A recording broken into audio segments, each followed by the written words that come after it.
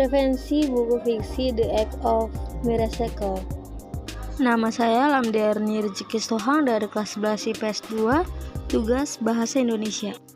Resensi buku fiksi. Data buku yang sudah dibaca, judul buku The Act of Miracle, penulis Karen Thompson Walker, tebal buku 337 halaman, tema buku menceritakan kehidupan keluarga.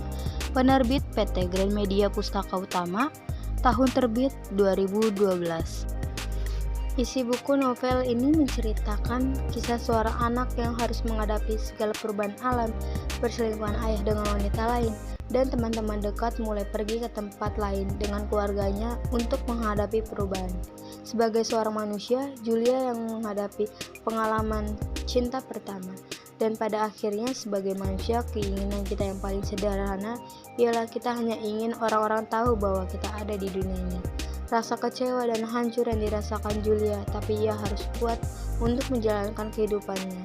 Namun rasa peduli Julia pada ayahnya lebih besar daripada rasa kecewa yang ia rasakan saat tahu ayahnya memiliki wanita lain selain ibunya Julia. Julia selalu mengkhawatirkan ayahnya saat ada tugas mendadak saat terjadi badai di daerah rumahnya.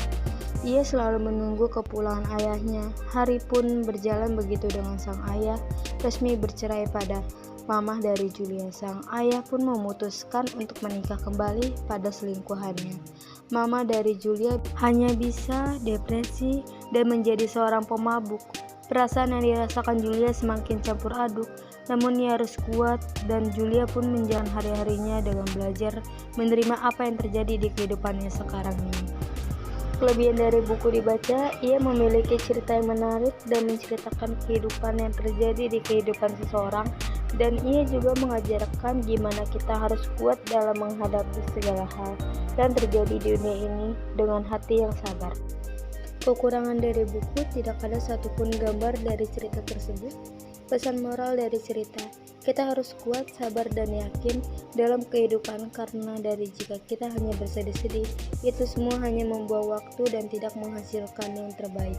Kita harus yakin bahwa kita bisa menjalankan semuanya dengan percaya diri yang kita punya. Sekian resensi dari saya, jika ada kekurangan dan kesalahan mohon maaf.